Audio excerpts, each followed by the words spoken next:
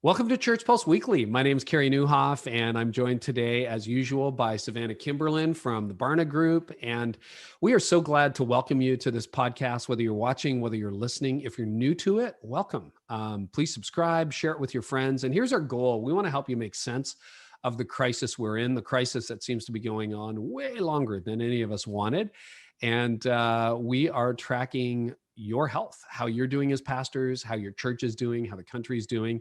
And of course, our format here is we interview some of the top leaders that we know of who are practicing church ministry or speaking into that field. And then we also combine that with some data points that hopefully can give you the insights you need. So we're continuing with part 2 of my interview with Sam Collier. The fun news is we're going to see David Kinnaman in the next month or so on this podcast too. And we've missed David. He is on bereavement leave, and very sadly, his wife passed away last fall. He is continuing to work away and to heal, and it'll be good to have David back on the podcast again. And Savannah, Barna continues to do what you guys do best, which is to track the mood of pastors and the state of the nation and the church. So tell us, racial justice continues to be something close to both our hearts and our minds. And Sam and I dive into that in part 2 of the interview, but you brought some data points to share with us today. Yeah, absolutely. Thanks, Carey. So when we heard that you were looking to talk about racial justice with Sam Collier, there was a data point that immediately came to mind for me that I knew for sure I wanted to share with the Church Pulse Weekly audience, because it's something that we have been really sitting with.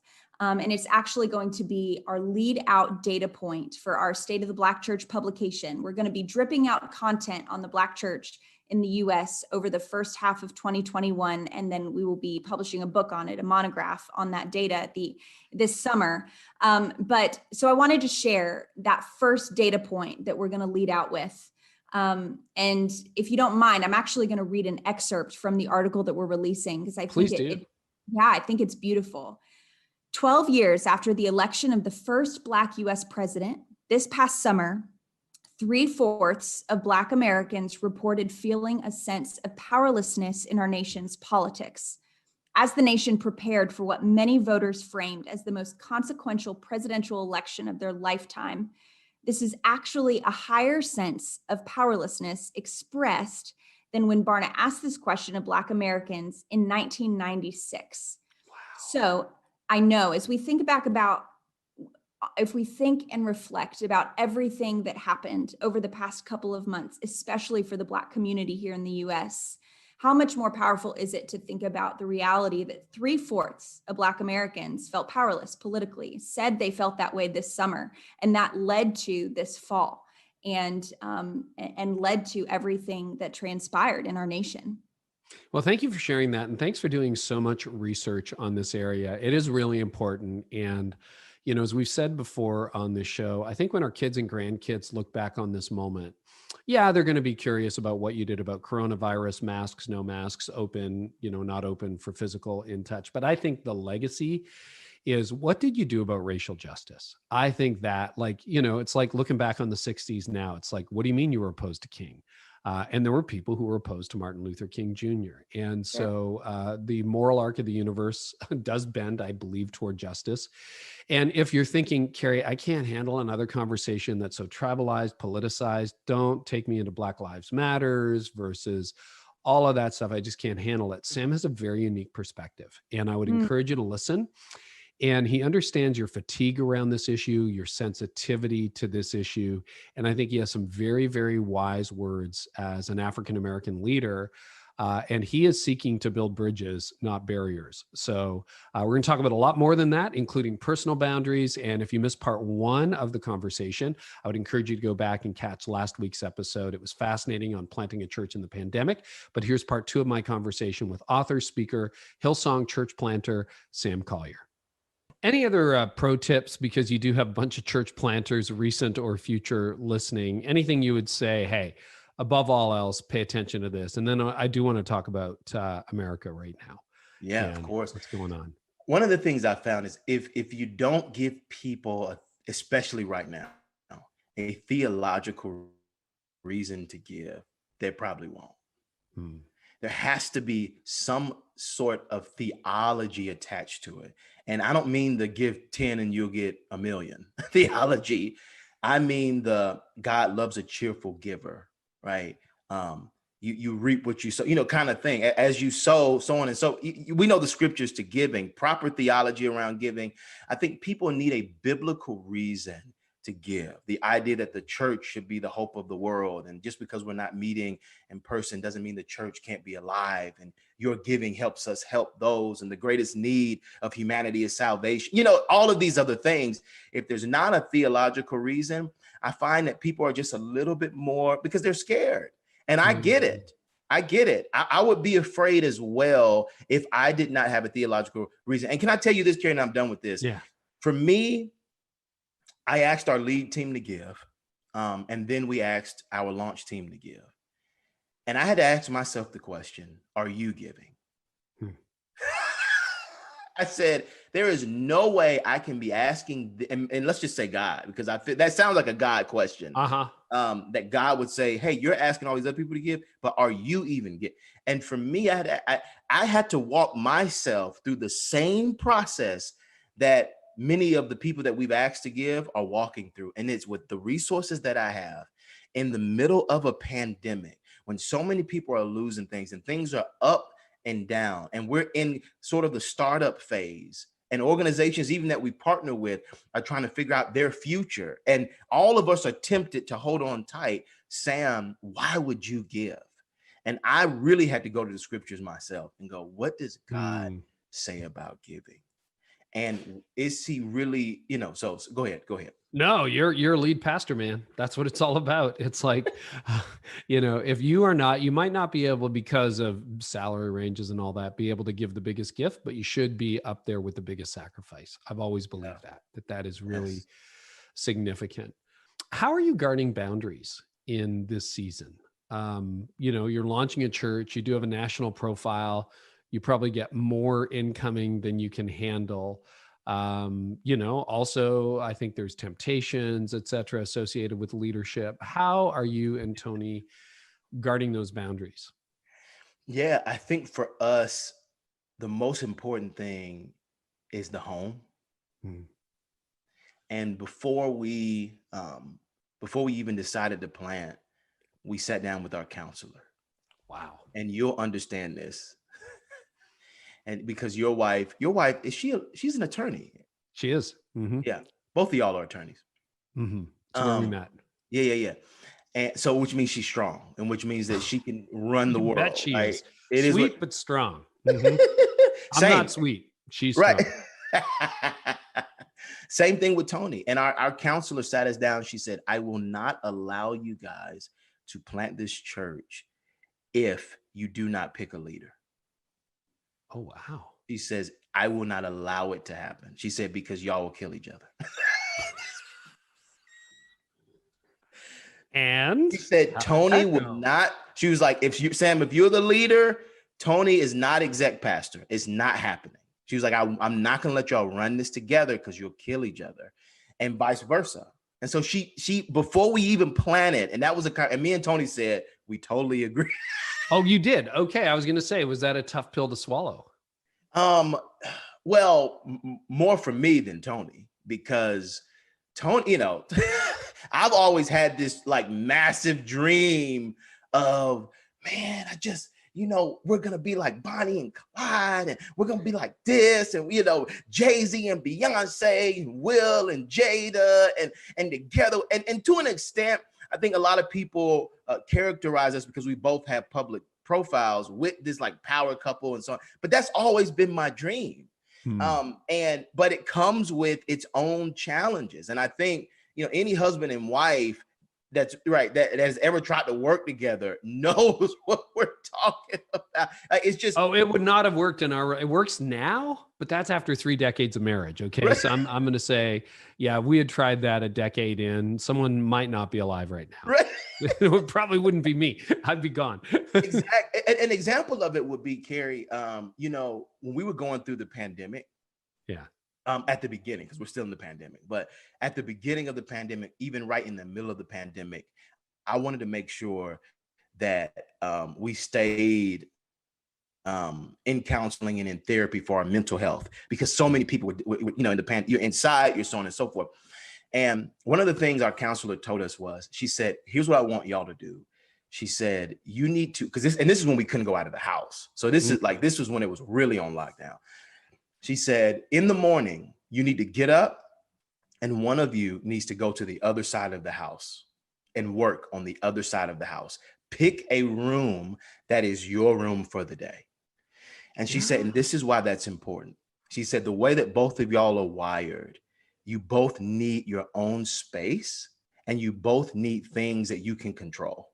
Not in a negative way, but just in you got the Carey Newhoff pocket and and I'm sure Tony needs her world. It's funny, we do work together, but she's 2 floors above in her office and I'm here and she's got her book and I got my book and then we join together for things. Isn't that interesting? Yeah. Yes. And so fascinating. She said, and here's what she said, and I loved it. She said, if both of you don't have things individually that you can control in your own way, you'll try to control each other.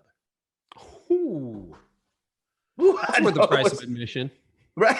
It was. So she said, in this church, I'm not allowing you to do it if you don't pick a lead. And so what was amazing is that when we met Pastor Brian and Bobby, they literally have already figured out how to do it. Right. And so it's been amazing for us to model. I told our staff last week, I said, listen, our leadership model is going to be the exact leadership model as Pastor Brian and Bobby. Pastor Brian, they had hammered that out over the years. Already hammered it out. He is this, they're still both, right? He's the global lead pastor and she's the co-global lead, but he functions as the CEO of the organization.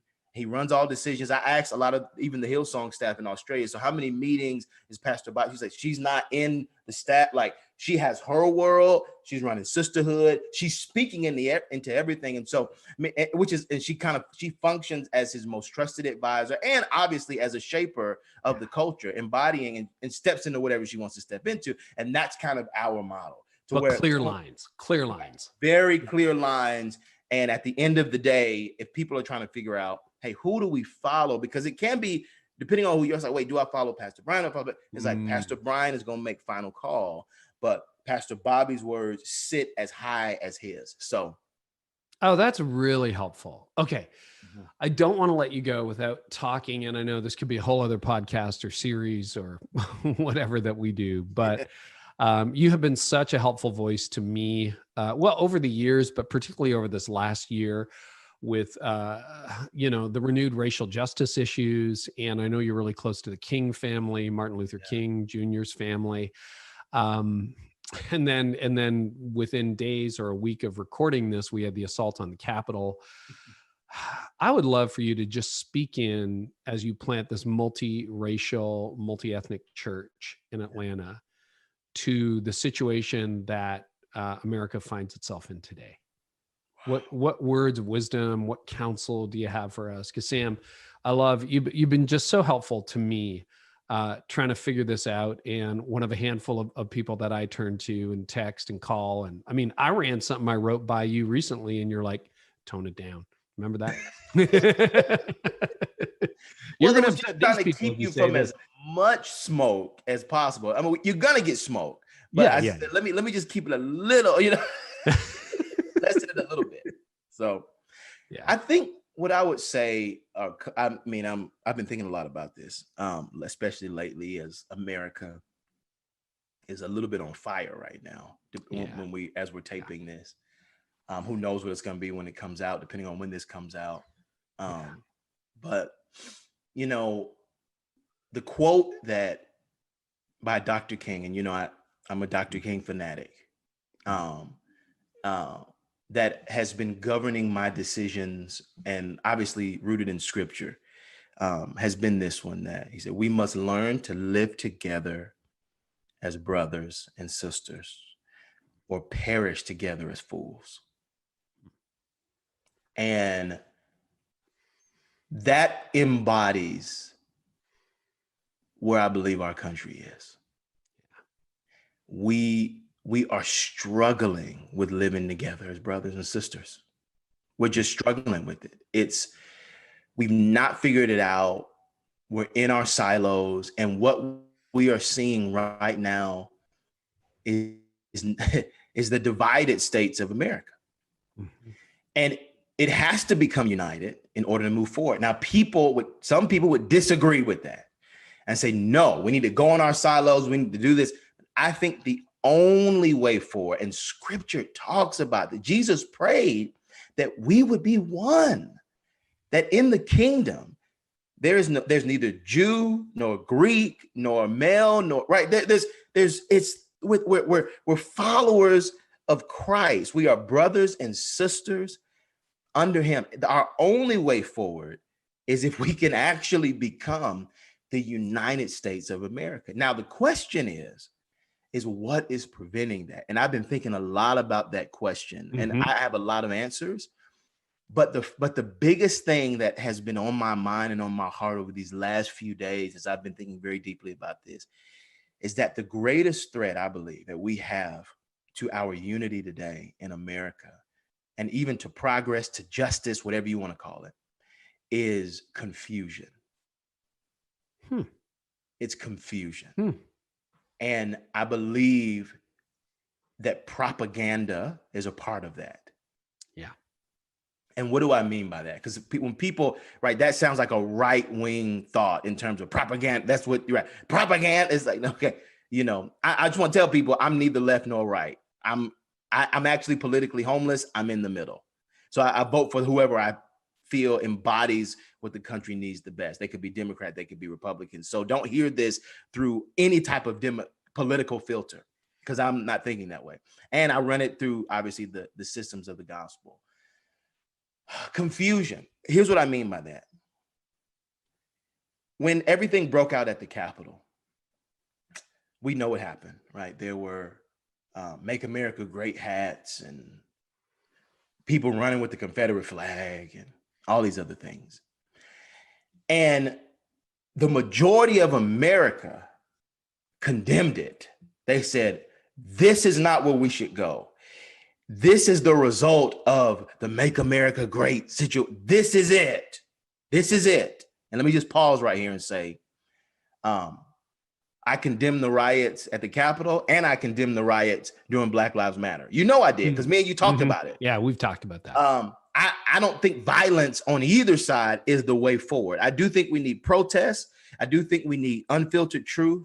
I think we need all of that. I think we got to sit down long enough to talk about what's going on.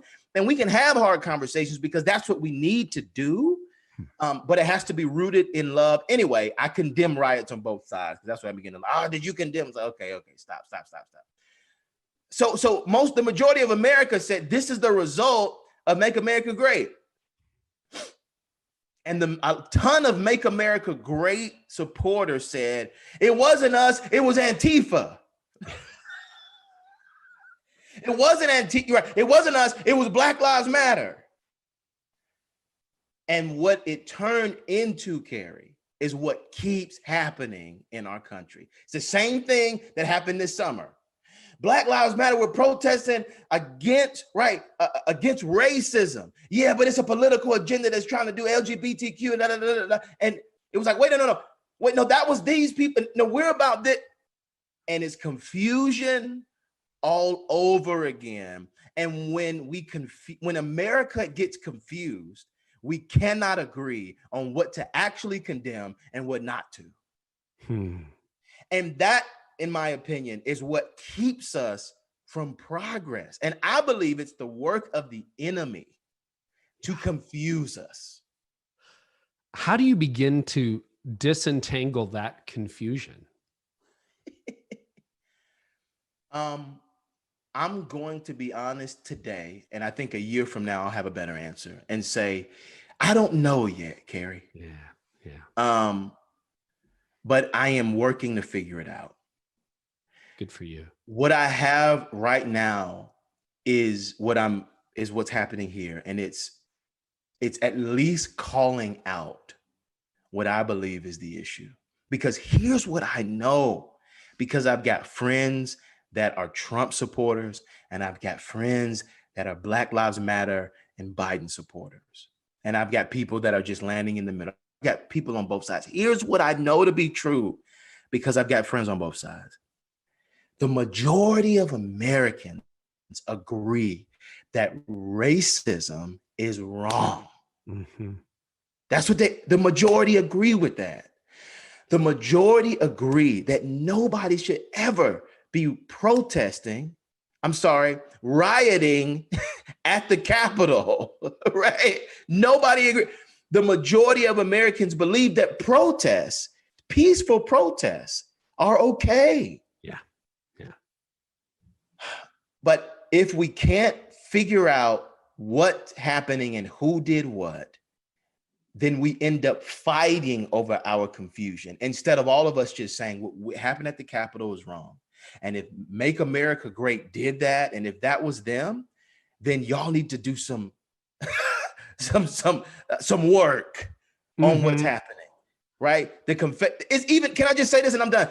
I posted a picture about the Confederate flag, Carey, which represented right, the Civil War in which they were fighting. If they make it about economics, they were fighting to keep slaves. I mean, it was like, but we disagree on what the Confederate flag was even about. It's like you can't agree. It's not that you agree that racism is right. It's not even that you agree that slavery should persist. It's that you don't agree with the flag represented. And now we're fighting over something we should be condemning if we could actually get the truth out, because you don't agree, because we don't agree. And so it's back to confusion. If we could just get clear, Carey, and this has been frustrating me lately. I'm like, the enemy is confusing all of us, and the majority of Christians, if we knew the truth of what was actually happening, we would agree. But the enemy is confusing us, and it's our confusion that's killing us and dividing us. Well, I want to ask you this last question. It's a big one, and I know we're coming up on time, but it's important. So there was some polling data that Barna did in the fall of 2020 that discovered, for the first time, I think, that white pastors were less motivated to talk about racial unity in 2020 than they were in 2019. Some of it, I wonder, to give that a really charitable explanation, some of it might be they're exhausted, they're tired, everything. You can't, as you know, on your own platform, you can't post a picture without getting attacked from 5 sides today, right? Like you get attacked. But to those who are saying, Sam, look, and I won't speak to the people who may hold their own racist feelings and saying, no, that's why I'm not talking about it. I'm just talking to the beatdown leader who's like, Sam, I agree with you, but every time I open my mouth, I just get beat up from all sides. Would you have a word for that leader as we wrap up today? I think the simplest, yes, I have a couple, but I think the first thing I want to say and the simplest thing I want to say is I get it. I float in and out of just being quiet and being loud. I mean, it's because you start to go, I almost put a post up the other day, and I would never do this, but I'm just going to tell you where I was in my emotional state. I almost put a post on Instagram that said, all right, guys, I'm done talking about race, and I'm done talking about the conditions of our country, and here's why. It's not because I don't think it's important. It's because I can't ever be clear enough for any of you. And so if I try to talk about love, I'm soft. If I try to talk about understanding on one side, I'm too hard. If I try to do this, if I try to make a statement on either side, it's like, well, you need to say the truth about what happened. And it's like, yeah, slavery happened. Yeah, but why are you taking us back to the past?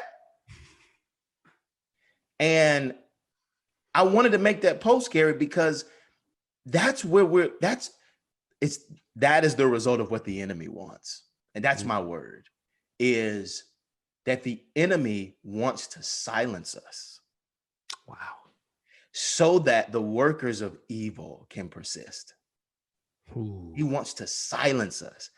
And he's going to do everything he can to make it so difficult to say one thing that helps us hold on to hope and love, he's going to do everything he can to make it so uncomfortable that we're quiet. And so I am beginning to reject it. And I am starting to get to the point to where I'm going to pick my audience and I'm going to talk to them, and I'm not going to care about anybody else. And I think that's my admonishment to leaders all around the country, especially church leaders. Figure out who you're talking to and let everybody else go. Wow. For me, I have decided to talk to what I would consider the reasonable. The ones that sit in the middle. Maybe you are red, maybe you're blue, maybe you're independent, but you want to see change in our country and you want to understand what you may not understand. You believe that there may be a blind spot on either side. Maybe you didn't know certain things about African Americans that you need to learn. Maybe as an African American, there's a blind spot with white individuals that you need to learn, because I had to learn the same thing. But we are all committed to fixing America, denouncing the things that need to be denounced, not letting racism persist. And we're driving towards unity and love, all rooted in Christ. That's who I'm talking to. Here's what I know. I'm going to make the radical left very upset, and I'm going to make the radical right very upset. And those are the ones that curse you out on your profile. They are. Yep. And don't care what they're the ones that you're the next this and you're the next this and how dare. But what I have to become comfortable with is I'm not talking to them. Yeah. And that's my admonishment, I believe, to leaders going forward. That is so clarifying. And I kind of got sad when you talked about that, because I thought about all the conversations that you and I would not have had. If I'm texting you going, "Hey, Sam," and you're like, "Sorry, Carey, not dealing with that anymore." No, not talking about that. I'm like, "Come on, Sam." Like I've so appreciated your voice, and I'm going to butcher this quote. I think it's a Bonhoeffer, but it's not the noise of our enemies, but the silence of our friends that was most haunting. Yeah. And so thank you for trying to figure out a way to say something that matters and makes a difference, and plant a church in a pandemic. And gosh, one day you're going to have a story, Sam. Like, it's like, oh yeah, back then, right? This is what we tried, but thank you, my friend. Love you, Carey, man. It's love you, man. Honor. Hey, people want more, samcollier.com. Does the church have a website yet, or can they find that off your website or yeah, where? if they hit me on Instagram, at Sam Collier, they'll find everything. But the church, hillsong.com/Atlanta. Awesome. And it'll pop up. Sam, this won't be the last time. It's a joy, as always. Thank you, my friend. Honor is mine. Well, that was part 2 of my conversation with Sam Collier. Really powerful words and a convicting spirit. And I just hope that is a framework that can help you. This needs to be a year of healing. It needs to be a year where we actually make progress as humans, as Christians, as leaders. And I think Sam provides a really helpful framework for that. If you want more information, Barna has a lot of information on racial justice. They've done a lot of research, also on church planting, finances, emotional and spiritual health, and so much more. You can get a lot of that for free at barnaaccess.com. There's also a subscription option if you really want to go deep, and I would encourage you to do that. And then we have some fascinating guests up ahead. So thank you so much for listening. Thank you so much for those of you who are watching over at churchpulseweekly.com. And I really hope this helps you. We're going to continue to do our very best to keep you up to date